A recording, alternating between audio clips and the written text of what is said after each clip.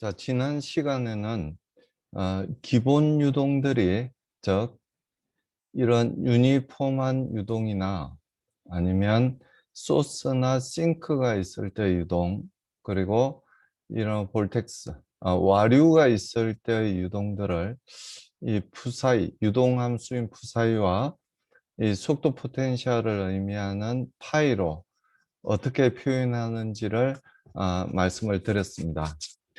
이어서 이번 시간에는 이 세 가지 유동을 적절히 조합해서 복잡한 유동들을 어떻게 유동함수인 푸사이나 아니면은 파이로 표현할 수 있는지에 대해서 말씀을 드리도록 하겠습니다. 먼저 앞서 보셨던 이 소스나 싱크가 있을 때, 그러니까 이 소스와 싱크가 기본 유동에 대해서 이야기할 때는 둘 다 원점에 있었어요. 그래서 원점에 소스가 있을 때, 그리고 원점에 싱크가 있을 때 이 푸사이나 파이가 어떻게 표현되는지, 즉 m세타 m 로그 r로 이제 표현이 됐다는 걸 알 수가 있는데요. 이 지금 여기서 보이시는 건 이 소스는 이 마이너스 a, 0에 있고요. 싱크는 a, 0에 있을 때, 우리가 예상컨대 유선이 요렇게 이제 형성이 될 거란 걸 예상을 할 수가 있습니다. 마치 이 자석을 뒀을 때, N극과 S극이 있는 자석을 뒀을 때, 그 자기력선, 그렇죠? 자기력선의 분포가 요렇게 된다는 걸 알고 있죠. 알고 있습니다. 그 모양하고 거의 흡사하게 유선의 형태가 분포된다는 걸 알 수 있습니다. 그리고 요 유선하고 직각을 이루는 게 벨라스티 포텐셜, 파이가 일정한 점들이죠. 파이가 일정한 라인들을 이으면 이 유선의 수직인 수직인 선들을 수직인 그런 도형을 얻을 수 있는데 뭐 요런 원이라기보다는 타원 그런 형태의 이런 식들이 예상이 되긴 합니다. 자, 그러면 아까 이제 말씀드렸듯이 기본 유동 두 개가 만약에 방정식의 솔루션이라면, 푸사이1하고 푸사이2가 방정식의 솔루션이라면 두 놈을 합친 것도 역시 방정식의 솔루션이 된다는 걸 말씀드렸는데요. 자, 이 첫 번째 항, 이 푸사이를 나타내는 이 두 항 중에 요 첫 번째 항이 나타내는 건 뭐냐면, 원래 이제 소스를 나타내는 푸사이는 m 곱하기 세타였잖아요. m 곱하기 세타였는데, 그건 이제 원점에 소스가 있을 때죠. 근데 소스가 어디로 갔냐면은 마이너스 a, 0으로 갔어요. 그러니까 마이너스 a, 0일 때 마치 원점인 것처럼 표현이 돼야 되겠죠. 그래서 이 x 대신에 x 플러스 a가 이 부모에 있다는 걸 알 수가 있습니다.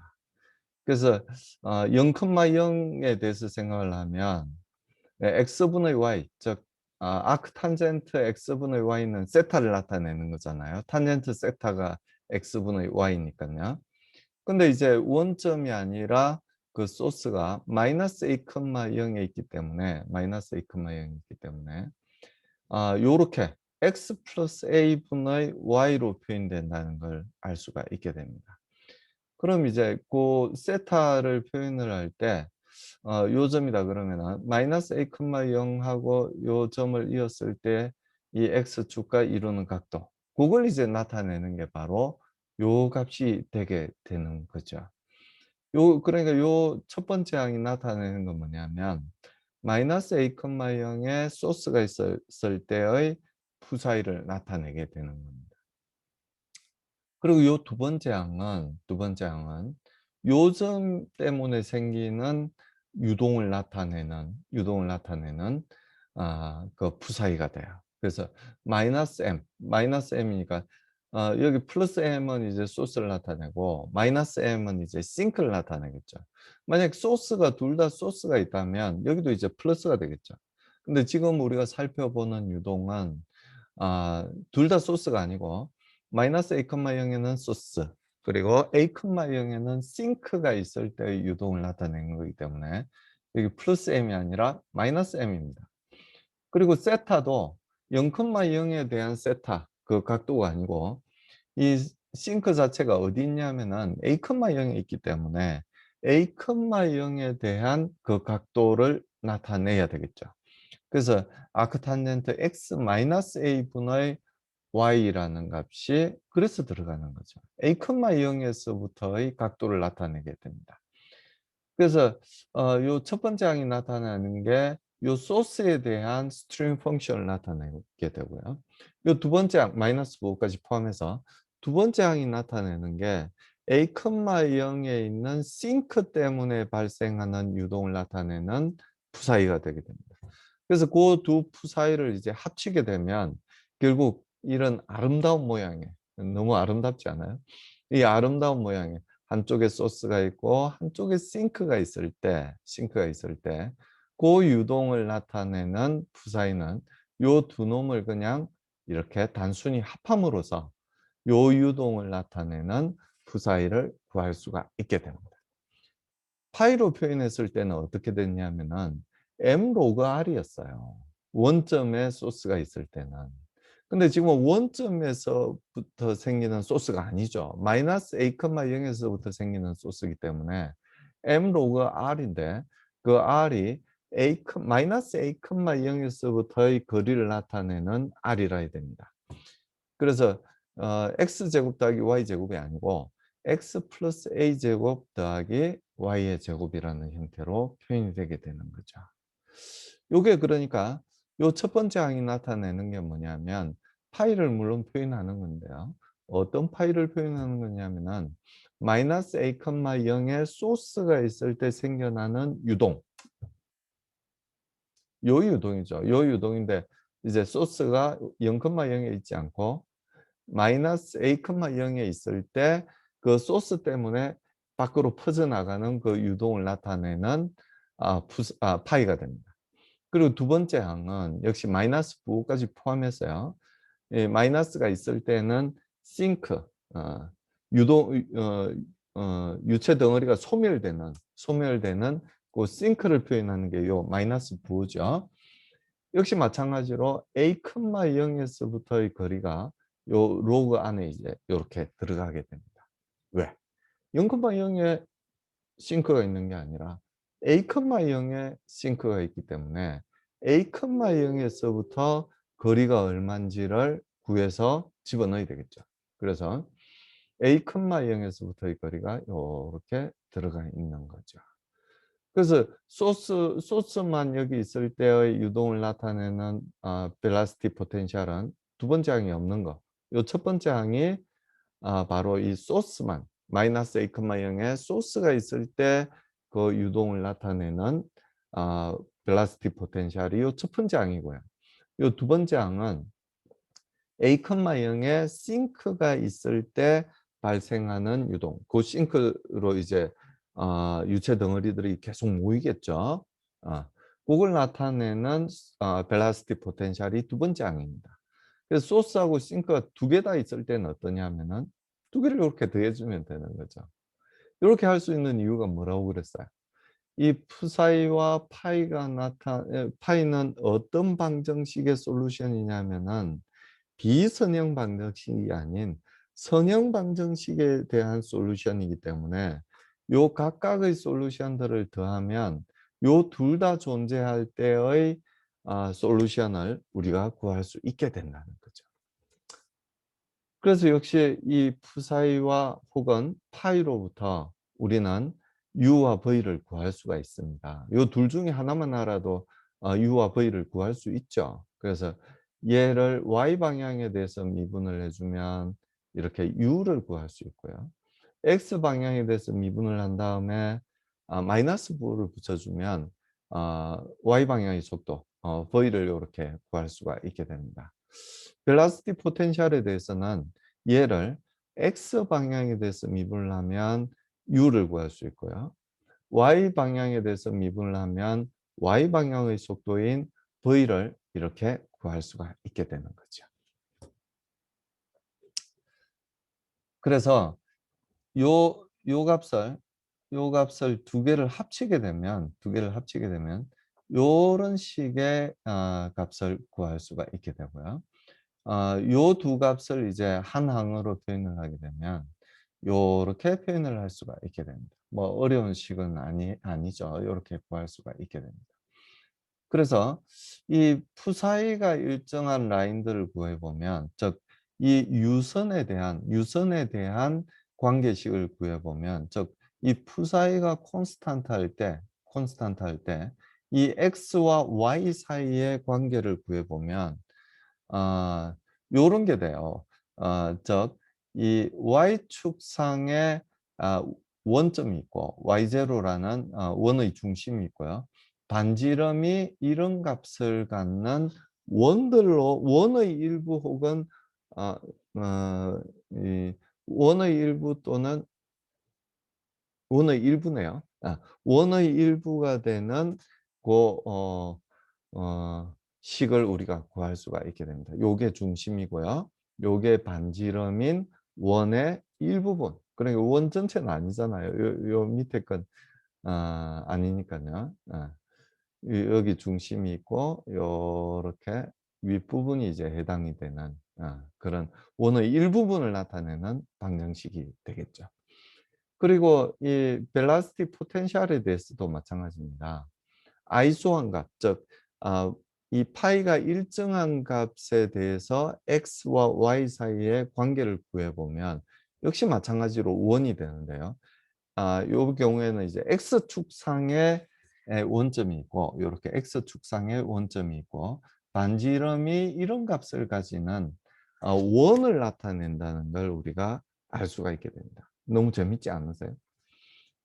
그래서 이 푸사이가 일정한 라인들을 구하면 요런 원이 되고요. 중심은 여기고 반지름이 요 정도인 요 값인 원이 되고, 그리고 아이소 포텐셜을 한 라인을 구해 보면 중심이 여기에 있고 반지름이 이런 값을 갖는 원이 된다는 걸 알 수가 있게 됩니다. 아주 재밌죠? 아주 재밌습니다. 앞에 요 모양만 봤을 때는 마치 이게 저도 타원이 아닌가 이렇게 생각을 했는데 타원이 아니라 원이 된다는 걸 요게 콘스탄트고 요게 콘스탄트라고 뒀을 때 어떤 원이 되는지 우리가 쉽게 구해 볼 수가 있게 됩니다. 그리고 원점에 이 소스가 있고 그리고 와류가 있을 때, 그러니까 우리가 기본 유동에 대해서 생각했을 때는 어, 이 소스가 하나가 있고요. 그러니까 원점에서부터 퍼져나가는 유동이 하나가 있고, 그리고 회전하는 유동이 있을 때 두 유동을 나타내는 각각에 대한 이 푸사이나 파이는 알고 있어요. 그렇죠? 요 놈에 대한 푸사이는 요렇게 되고, 요 놈에 대한 빠져나가는 이놈에 대한 파이는 요렇게 되죠.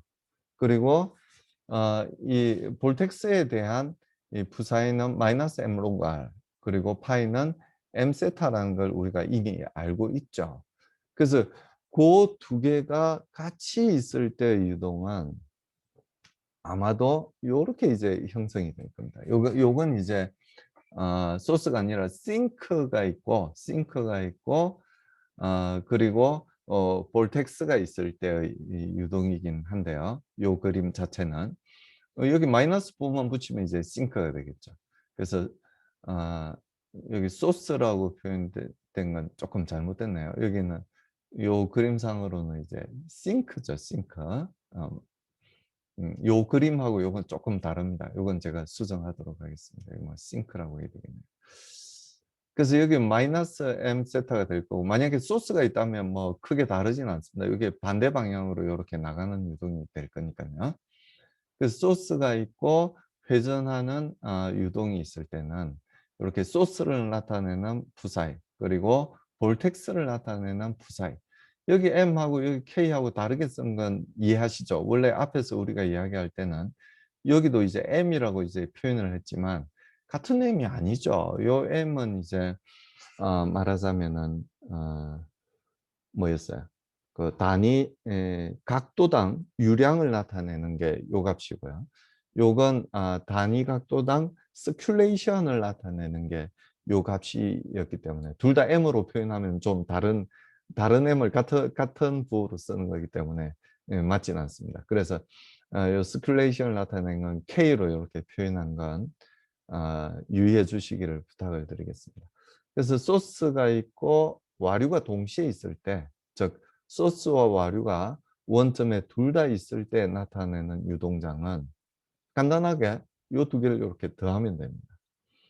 그런 유동장을 나타내는 파이는 역시 마찬가지로 소스를 나타내는 파이와 볼텍스를 나타내는 와류를 나타내는 파이를 두 개를 더하면 돼요. 그 이상 다른 게 없습니다. 이렇게 하면은 소스도 있고 싱크도 있을 때, 와류도 있을 때 아, 나타내는 푸사이나 파이를 우리가 구할 수가 있게 되는 거죠. 자, 이건 뭐 굉장히 재밌는 유동입니다. 어떤 유동이냐면은 이 원점에 소스가 하나 있어요. 그리고 유니폼한 플로우가 있어요. 그때 유동이 어떻게 형성이 되냐면은 요렇게 마치 요걸 랭킨 반체라고 이야기를 하는데 요건 무한대까지 갑니다. 요렇게 무한대까지 가요. 요렇게 무한대까지 가고 그 어떤 그 물체 주변을 이렇게 흘러가는 유동을 표현을 하게 됩니다. 요렇게 이제 표현을 했을 때 사실은 우리가 궁금한 건 어느 부분이냐면은 요 내부가 아니에요. 뭐 내부가 궁금한 게 아니고 요 바디, 어떤 바디를 나타내는데요. 요걸 랭킨 반체, 하프 바디라고 이야기를 하는데요. 하프 바디 할 때 요 L은 묵음입니다. 요 하프 바디의 외부를 흘러가는 유동의 분포에 대해서 우리가 관심이 있을 때, 그러니까 우리 배가 엄청나게 큰 배인데요. 그 배의 앞부분에서의 유동장은 마치 요 비슷하게 형성이 될 거란 걸 우리가 쉽게 짐작을 할 수가 있게 됩니다. 그래서 요런 유동장을 우리가 어떻게 표현을 할 수가 있을까? 뭐 어렵지 않습니다. 이 두 개의 기본 유동을 더해주기만 하면 되는 거죠. 유니폼한 유동을 나타내는 스트링 펑션은 어떻게 돼요? U 곱하기 Y입니다. R 사인 세타니까 Y죠. 잘 기억이 안 나시면 앞으로 되돌아가 볼게요. 여기 있죠. 알파가 0일 때 유니폼 플로, X축의 평행한 플로는 캐피탈 U 곱하기 Y예요. 모든 포인트에서 이 좌표 평면의 모든 평면에서 캐피탈 U라는 속도로 흘러가고 있는 거예요. Y 방향 속도는 0이고 X 방향의 속도는 캐피탈 U라는 유니폼한 벨라스틱 프로파일을 갖고 있을 때 그걸 표현하는 푸사이가 바로 이겁니다. 캐피탈 U 곱하기 Y. 그래서 두 개의 유동이 더해졌는데요. 유니폼한 플로우와 소스에 대한 유동이 두 개가 보태진 거죠. 그래서 첫 번째 나타내는 값이 바로 U 곱하기 R 사인 세타. R 사인 세타가 Y죠. U 곱하기 Y가 바로 유니폼한 플로우를 나타내는 거예요. 거기다 뭘 더해줬어요? 요건 소스를 나타내는 부사입니다. 다시 되돌아가 볼까요? 소스. 여기 있죠. 부사에는 m 곱하기 세타. 이게 바로 소스가 발생시키는 그 유동을 표현한 푸사예요. 그래서 요 두 개를 더해주면 유니폼한 플로우도 있고 소스도 있을 때 발생하는 유동을 나타내는 푸사이가 되는 거죠. 이 파이로 표현했을 때도 마찬가지예요. 이 유동을 이제 푸사이로 표현하냐, 파이로 표현하냐, 이제 두 가지 방법에 대해서 이야기를 하는 거죠. 요건 뭐냐면, 똑같아요. 요거는 U 곱하기 X, 즉, 유니폼한 플로우를 표현하는 파이입니다. 요건 M 로그 R은 뭐예요? 이 소스를 표현하는 파이입니다. 이것도 우리가 다시 확인을 해볼게요. 그렇죠. 이 유니폼 알파가 0일 때 캐피탈 U라는 콘스탄트한 벨라스티 프로파일을 갖고 있을 때 나타나는 파이가 U 곱하기 X였어요. 그리고 요 소스 유동을 나타내는 파이는 m 곱하기 로그 r이었어요. 그래서 그 두 개를 이제 더해주게 되면 이렇게 유니폼한 플로우도 있고 소스도 있을 때 나타내는 엘라스틱 포텐셜이 되는 거죠. 이렇게 그냥 두 개를 더해주면 되는 거예요. 더해주면. 자, 그럼 요 점의 위치는 어딜 거냐는 거죠. 요 점의 위치는. 자, 이 속도도 마찬가지예요. X 방향의 속도도 사실은 마찬가지인데요. 이 유니폼한 플로우에서 나오는 속도하고 그리고 이 소스에서 나오는 속도하고 두 개를 더해주면 그 점에서의 속도가 됩니다. 이 유니폼한 플로우 때문에 생기는 속도. 이건 뭐 간단하게 모든 포인트에서 캐피탈 U죠. 캐피탈 U예요. 그리고 소스에서 나오는 속도는 어떻게 돼요? 기억이 안 나시겠지만 다 이야기했던 겁니다. 요렇게 되죠. U는 요렇게 돼요. 요렇게. R제곱분의 X 곱하기 M이 되는 거죠. 그래서 요 점은 어떠냐면은 요 스태그네이션이 생기는 요 점은 어떠냐면 소스에서 나오는 속도 성분이 마이너스 U가 되는 점을 구하면 마이너스 U가 되는 점을 구하면 요 점이 됩니다. 요 점. 그렇죠? 또 다르게 이야기를 하면 요점에서의 푸사인은 얼마냐면은 요점에서의 푸사인은 얼마냐면 세타가 파이일 때 세타가 파이일 때 세타가 파이일 때를 생각해 보면 요 값은 얼마가 되죠? 세타가 파이니까 제로가 되죠. m 파이가 되는 거예요. 요점에서의 푸사이 값은 결국은 요 거리 a라는 값을 구하고 싶긴 한데요. 이 요점에서의 푸사이를 알면은 요 바디, 랭킨 반체의 요 바디가 갖고 있는 푸사이가 얼마인지를 구할 수 있다는 이야기예요. 그래서 솔직히가 아니라 요 바디가 좀 작을 때의 유체, 그러니까 배가 좀 작은 거죠. 같은 유속을 갖고 있는데 좀 배가 작을 때의 유동 분포를 구하려면 소스가 좀 작아야 돼요. 소스가 작으면 작을수록 요 랭킨 반체의 크기는 작아지게 되거든요. 요 길이가 작아질 뿐 아니라 요 Hmax라고 표현되어 있는 요 두께 자체도 작아지게 돼 있어요. 작아지게.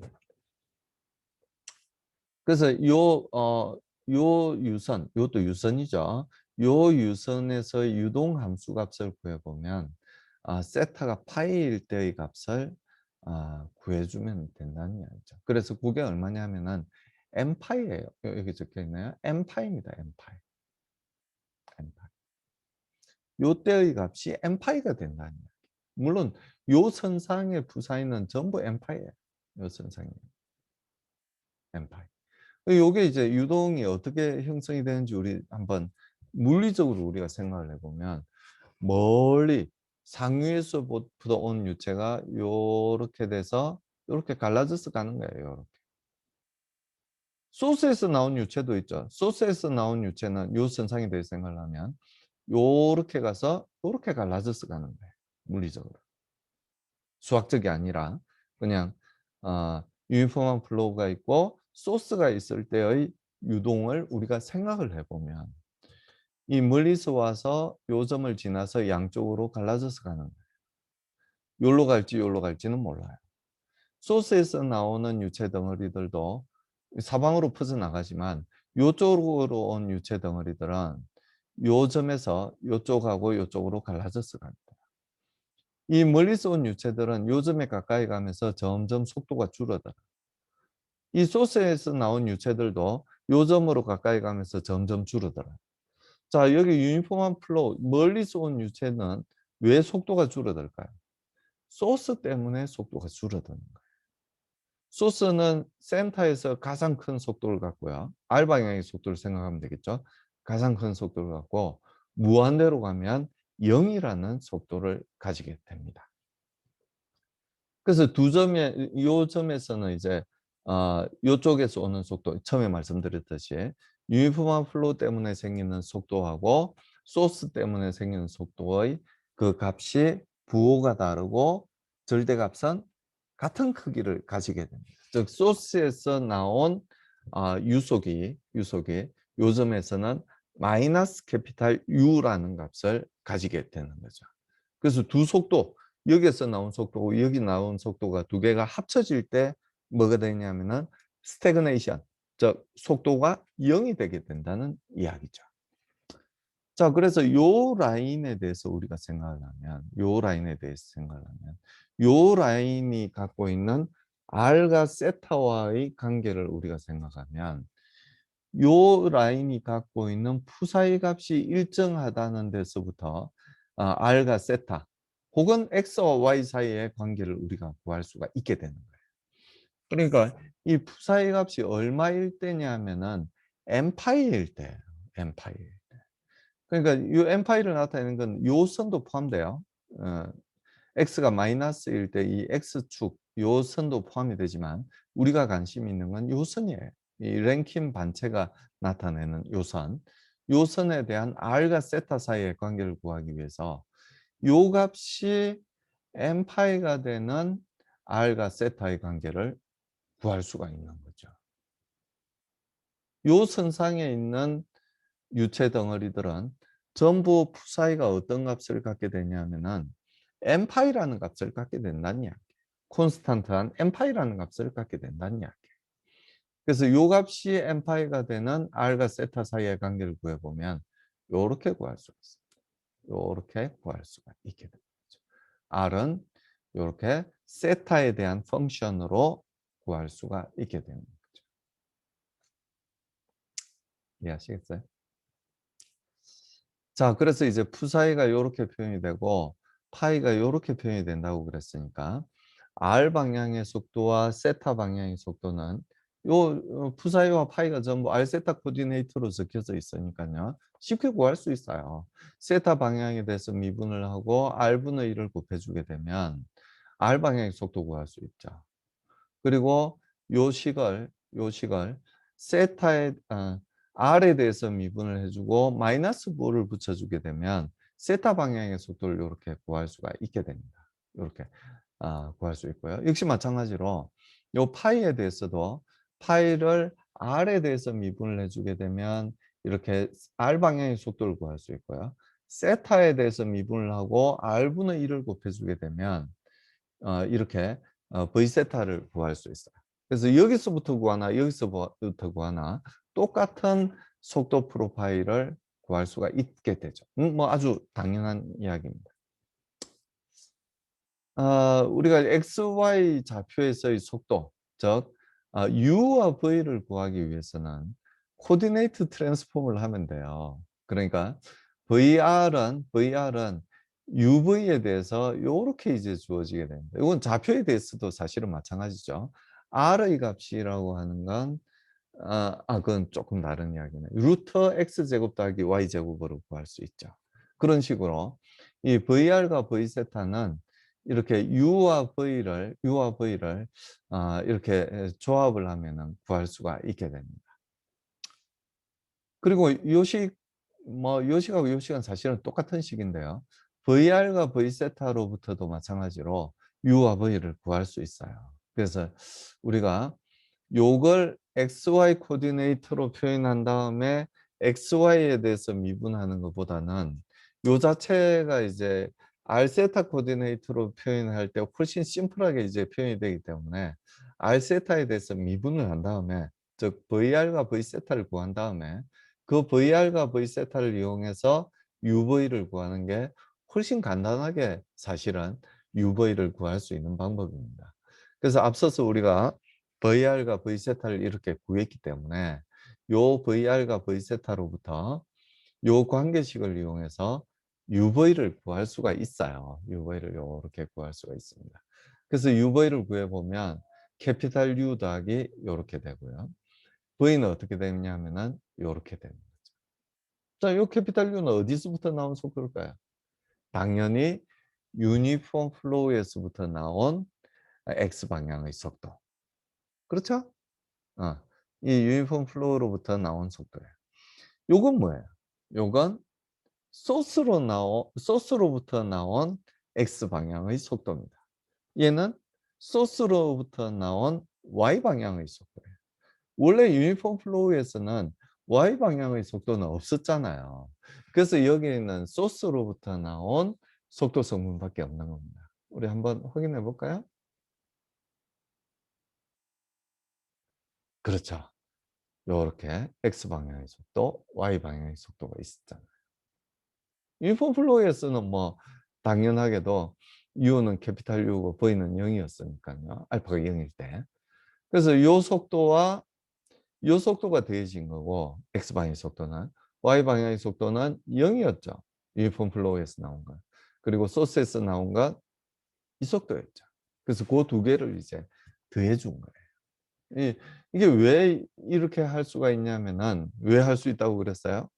이 푸사이와 파이가 어떤 방정식의 솔루션이기 때문에 선형 방정식의 솔루션이기 때문에 그런 거죠. 그래서 속도도 이렇게 우리가 쉽게 구할 수가 있게 됩니다. 자, 요점은 아까 말씀드렸다시피 이 UV가 다 0이 되는 점이에요.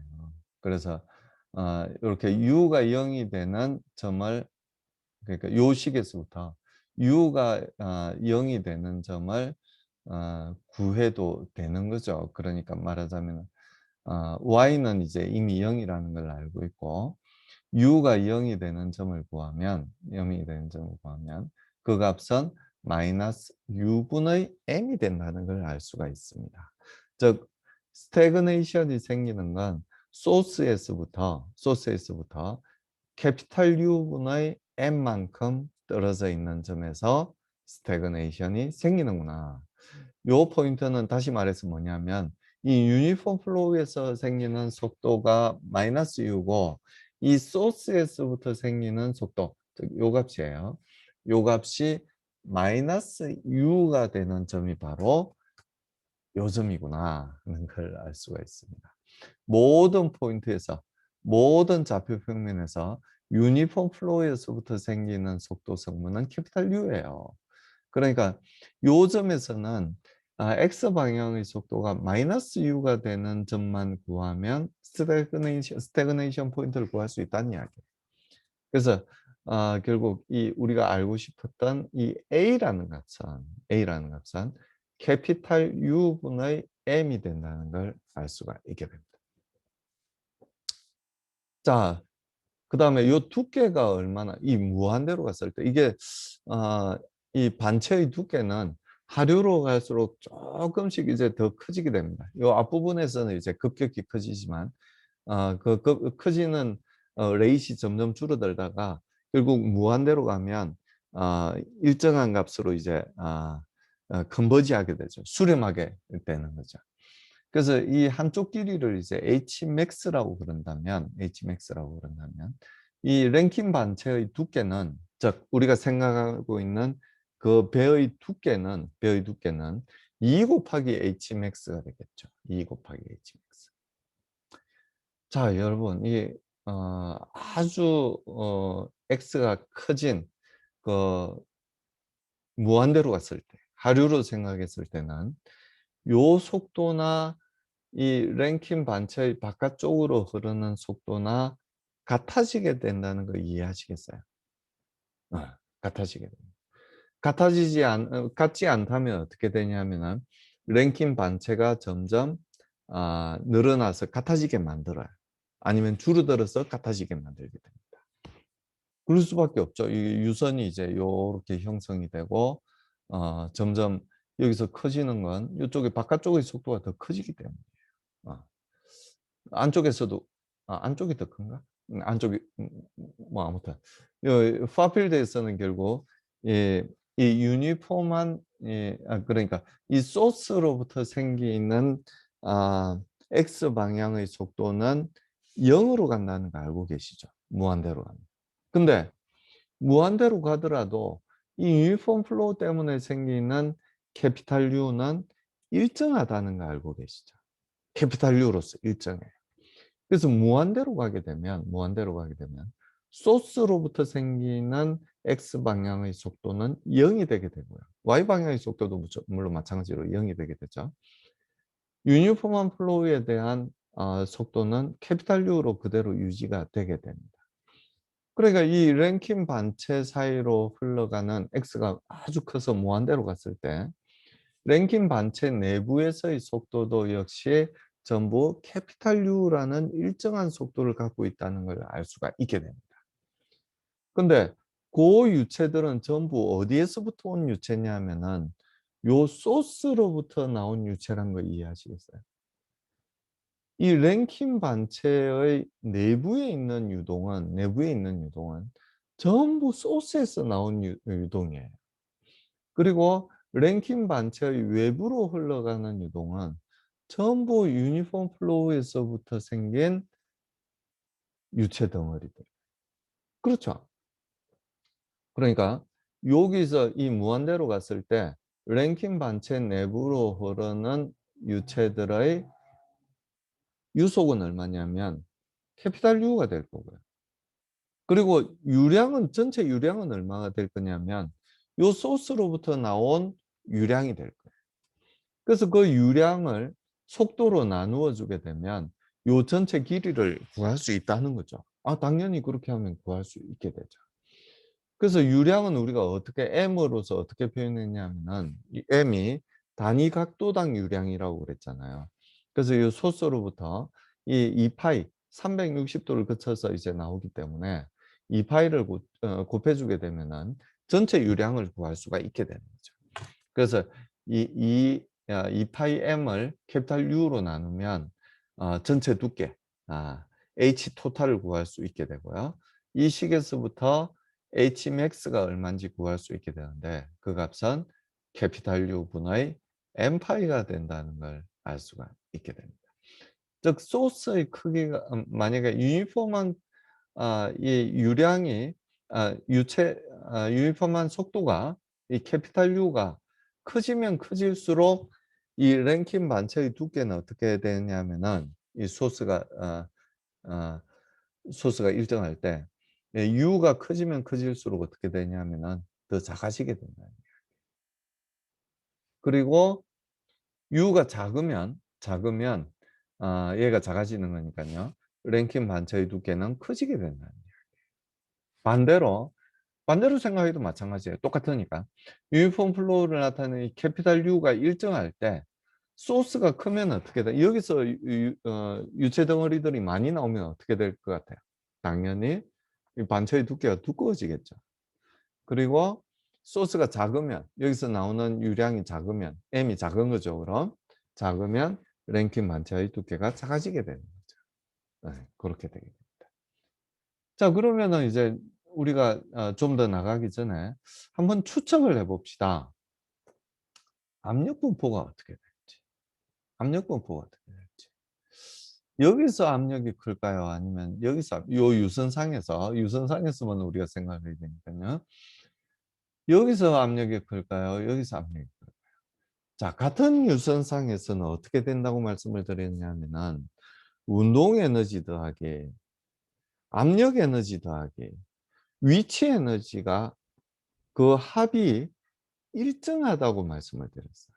근데 요 스태그네이션 포인트에서는 속력이 얼마인가요? 속도가 얼마인가요?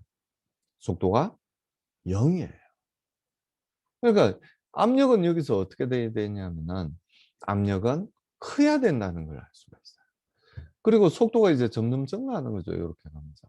속도가 증가함에 따라서 압력은 어떻게 될 거냐면은 점점 줄어들 거라는 걸 우리가 예상을 할 수가 있게 되는 거죠.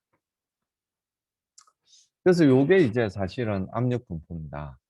이 각도에 따라서 어디부터 시작한 각도냐면 스태그네이션 포인트가 0일 때니까요. 여기서부터 출발하는 거예요. 여기서부터 출발해서 요 선상에서 이야기인데요. 세타가 점점 커질수록 즉 요쪽 하류로 가면 갈수록 어떻게 돼? 그럼 요 무한대에서는 어떻게 될까요? 무한대에서는 세타가 0일 때가 되겠죠. 음. 여기서는 세타가 0인데 요 점을 기준으로 하면 세타가 이제 파이일 때가 되겠죠. 세타가 파이일 때입니다. 0에서부터 파이까지 점점 180도까지 점점 커지는 거예요. 거기에 따라서 이 속도는 어떻게 되냐면은 속도는 최대점을 지나서 점점 줄어들게 됩니다. 줄어들게 되고요.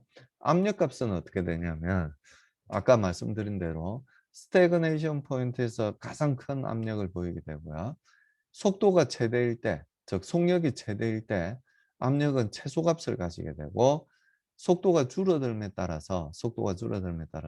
줄어들음에 따라서 압력은 다시 리커버리, 다시 커지게 된다는 걸 알 수가 있게 됩니다. 자, 그래서 이 속력을 우리가 구해보면 우리가 X 방향의 속도도 구했고 Y 방향의 속도도 구했기 때문에 제곱해서 더한 다음에 루트를 취하면 속력을 구할 수가 있죠. 그래서 속력을 구해보면 요렇게 이제 구할 수가 있어요. 속력의 제곱이죠. 속력의 제곱을 구해보면 요렇게 구할 수 있고, 베르누이 방정식으로부터 단위 질량당 압력 에너지 그리고 단위 질량당 운동 에너지의 합이 같아야 된다고 이야기를 했죠. 요건 어디 쓰냐면 아주 멀리 있을 때, 랭킨 반체로부터 아주 멀리 있을 때, 낫이 붙어 있으니까요. 아주 멀리 있을 때 이야기입니다. 속도가 얼마일 때? 캐피탈 U일 때 이야기. 아주 하류일 때를 생각해도 되고, 아니면은 아주 위에 있는 유체 덩어리라고 생각을 해도 되고, 아주 상류에 있는 유체 덩어리라고 생각을 해도 돼요. 그래서 소스의 영향이 없는 유니폼한 플로우만 있을 때의 그 영향을 받는 유체 덩어리가 갖고 있는 압력은 요 정도가 되는 거죠. 요 정도가 됩니다. 근데 속력이 V제곱, 즉 어떤 R 큼마 세타에서의 속력을 생각하면 그때의 속력은 V제곱이 되죠. V제곱이 됩니다. 그래서 요 V제곱 대신에 요 값을 대입을 하게 되면 R 큼마 세타에서 이 프레셔를 구할 수가 있게 되는 거예요. 그래서 요 프레셔에 대해서 식을 다시 정리를 하게 되면 요렇게 이제 적을 수가 있게 되죠. 그래서 프레셔를 알기 때문에 CP는 쉽게 구할 수 있어요. CP는 어떻게 쉽게 구할 수 있냐면은 이 프레셔를 무차원화한 같이 프레셔 차이죠. P0에 대한 프레셔의 차이를 무차원화 시키게 되면은 프레셔 코에피션트 CP를 구할 수 있거든요. 요렇게. P0에 대해서 P0와 P 사이의 차이를 2분의 1로 U의 제곱으로 무차원화시키면 그게 무차원화된 압력을 나타내는 프레셔 코에피션트가 됩니다. 그래서 R, 세타일 때의 프레셔 코에피션트는 우리가 이렇게 구할 수가 있죠. 그래서 이 랭킨 반체에서 우리가 R과 세타와의 관계를 알고 있기 때문에 어디서 구했죠? 요렇게 R과 세타와의 관계를 이제 구했죠. 그래서 요 R 대신에 요 값을 대입하는 거예요. 다시. 요 R 대신에 요 값을 대입하는 거예요. 요 값을 대입하게 되면 세타가 얼마냐에 따라서 그럼 이제 우변은 전부 세타에 대한 펑션으로 주어지겠죠. 여기 있는 R은 세타에 대한 펑션으로 그러니까 반체 위에서 생각을 하면 반체 위에서 R과 세타와의 관계를 알잖아요. 그러니까 그 R 대신에 세타에 대한 펑션을 대입을 하게 되면 우변은 전부 세타에 대한 펑션으로 표현이 되게 됩니다. 그래서 그때 이제 CP를 우리가 구할 수가 있고 그 CP를 세타에 대해서 플러스를 해보면 이런 식의 역시 아주 아름다운 곡선을 우리가 구할 수가 있게 되죠. 아주 명쾌한 식입니다. 명쾌하게 이런 곡선을 구할 수가 있게 돼요. 요 속도 분포도 마찬가지예요. 요 선은 어디서부터 나왔냐면은 요 R 대신에 앞에서 보셨던 요 값을 대입을 하면 세타에 대한 펑션으로 전부 구할 수 있죠. 그래서 요 점선을 우리가 구할 수가 있게 되는 겁니다. 자, 그래서 어, 이 반체가 거꾸로 돼 있을 때도 마찬가지예요. 어, 이 배의 하류 쪽, 트레일링 엣지 쪽, 트레일링 엣지 쪽이 이제 만약에 요렇게 생겼다고 생각을 하면 요렇게 생겼다고 생각을 하면 원래는 이렇게 생기진 않았죠. 왜냐하면은 이제 프로펠러가 달려 있기 때문에 요쪽은 그냥 직선으로 요렇게 생기긴 했는데요. 아주 유사하게 요렇게 생겼다고 생각하면 트레일링 엣지 근처에서 유동은 어떻게 표현을 할 수가 있냐면은 요게 싱크가 있고요. 싱크가 있고 유니폼한 플로우가 있을 때의 두 개의 스트림 펑션을 합쳐주게 되면 요걸 이제 구할 수가 있게 돼요. 요런 걸 구할 수가 있게 돼요. 그래서 고때의 이제 속도 분포는 요런 경우에는 요런 속도 분포를 구할 수가 있고요. 그리고 요런 트레일링 엣지에서는 요런 속도 분포를 우리가 구할 수가 있게 됩니다. 자, 다시 요로 되도록. 자, 요게 이제 프레셔 분포예요. 프레셔 분포. 우리가 역압력 구배하고 순압력 구배에 대해서 앞서서 말씀드린 걸 아마 기억을 하실 건데요. 요까지 압력 여기는 어떠냐면은 여기까지 여기까지는 어떠냐면은 압력이 하류로 갈수록 점점 어떻게 돼요? 점점 작아져요, 압력이. 요 뭐 요 CP가 나타내는 값 CP가 작아지잖아요. CP가 나타내는 값이 요 값이잖아요. 그러니까 딴 건 다 콘스탄트한데 프레셔를 이제 무차원화된 값으로 이제 표현하니까 요렇게 된 거잖아요. CP가 줄어든다는 이야기는 뭐가 줄어든다는 이야기하고 똑같으냐면은 P가 줄어든다는 이야기예요. 하류로 갈수록 어떻게 돼요? P가 점점 줄어들죠. 이런 압력 구배를 뭐라고 그런다고 그랬어요? 순압력 구배라고 그런다고 그랬죠. 유동이 요렇게 흘러가고 압력도 요쪽이 더 높은 거야. 그래서 압력도 유체를 요쪽으로 밀어주고 유체도 요렇게 흘러가고 있기 때문에 뭐가 생기지 않는다고? 세퍼레이션이 생기지 않는다고 말씀을 드렸어요. 근데 요 구간에 대해서 우리가 생각을 하면 요 구간에 대해서 생각을 하면 하류로 갈수록 어떻게 되는 거예요? 하류로 갈수록 압력이 증가하는 거예요. 압력이 점점 증가하는 거예요. 그러면 유동은 요렇게 가는데 압력은 어디서 어디로 밀어준다고? 뒤에서 앞으로 밀어준다는 거죠. 자, 근데 지금 이 상황에서는 포텐셜 플로우를 생각하는 상황에서는 세퍼레이션이 생길 리가 없어요. 왜냐하면 벽면에서 이너셜 포스가 작지 않아요. 벽면에서는 노슬립이 아니라 어떻게 된다고 그랬어요?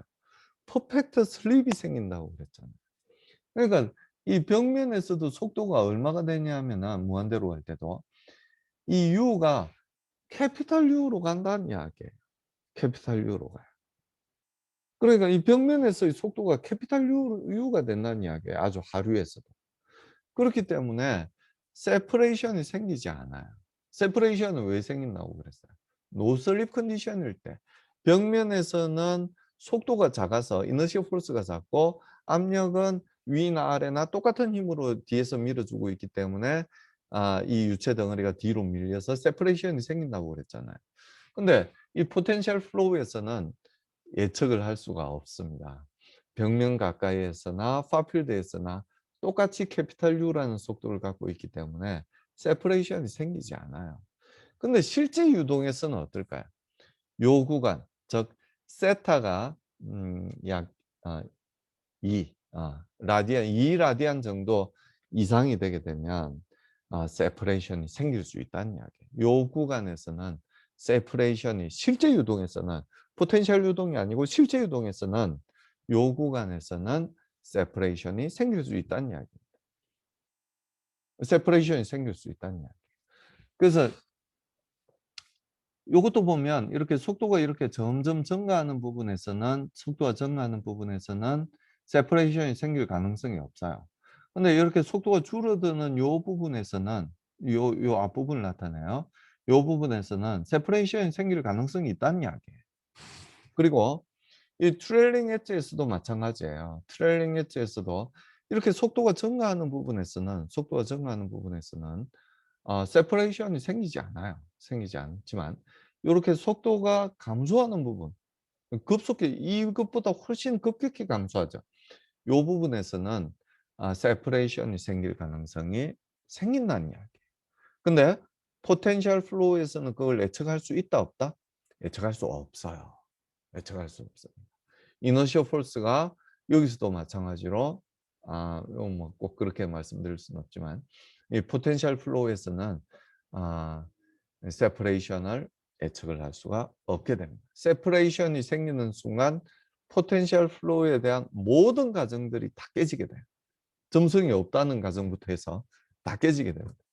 그래서 아무튼 속도가 이렇게 줄어드는 실제 유동에서는 속도가 이렇게 줄어드는 부분에서는 반드시가 아니라 이 세퍼레이션이 생길 수도 있다.